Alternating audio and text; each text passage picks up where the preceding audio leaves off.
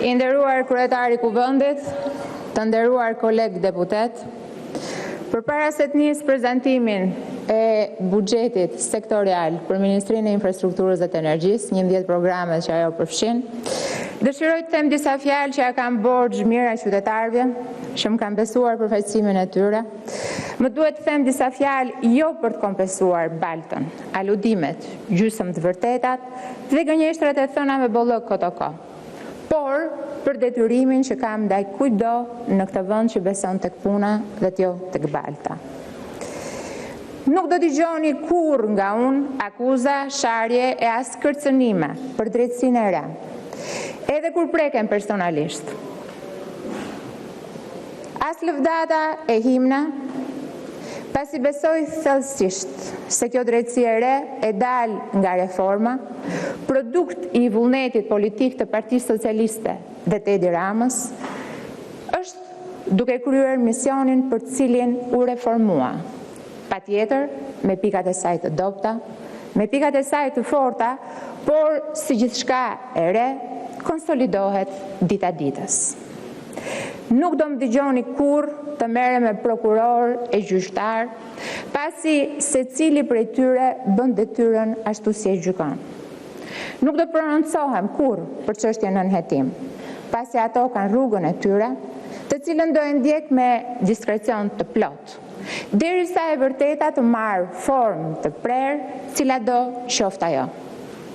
Por, unë si gjithë kolegët e mi të Partisë Socialiste, mbështesim reformën në drejtësi dhe produktet e saj. Edhe kur prekemi personalisht, pasi ndryshe, nga sa thoni e mendohet, Partia Socialiste është një formacion politik serioz, i vetmi në Republikën e Shqipërisë, ku fjala e secilit dëgjohet dhe fjala e secilit ka pesh. E ajo reform ka marrë mbështetjen e çdo socialisti. Ndaj, në respekt të plot të misionit të saj, nuk kam asnjë koment. Çështja qëndron se ju të nderuar opozitarë që më ndiqni nga kafja e parlamentit në këto momente, keni dy standarde për sa i përket reformës në drejtësi dhe për sa i përket SPAK-ut. Kur SPAK thret Saliun dhe Lozni ku kam qefti me zarfin, i cili është zarfi që pret 15 vite populli shqiptar për drejtësi, për një vrasje shtetërore në 21 janar, atëhere SPAK-u ndikohet nga Edi Rama. Kur SPAK-u thret Sali Berishën dhe mban me arrest shtëpie për ditë e për muaj, dhe më pas, kur sot është i pandehur në GKO për korupcion pasiv të zyrtarëve të lartë, atëre Edi Rama e ndikon SPAK-un. Por, kur, sipas jush, sigurisht që do të flasë për gjitha, po ti ule pak atë zërin se e ke shqetësues në decibel, merret me majorancën, atëre ju bëheni martirët e drejtësisë, bëheni britma dhe klithma e saj.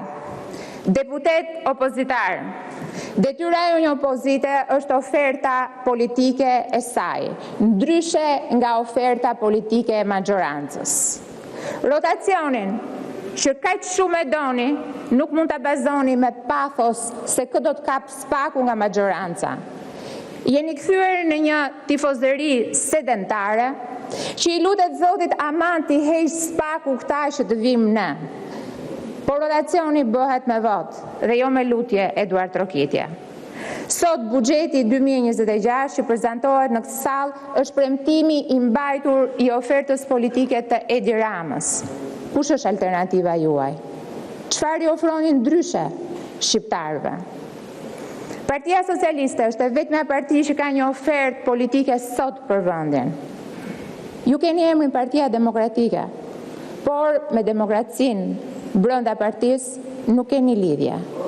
Tek ju për të qenë pranë faraonit Sali, duhet jesh humbës, duhet të mos kesh shtyllë kurizore.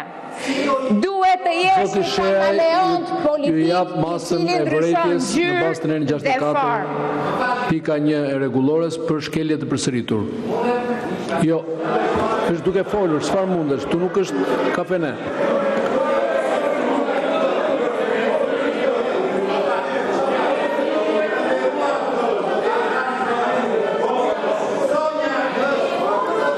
Zoti Shea, nëse do të vazhdoni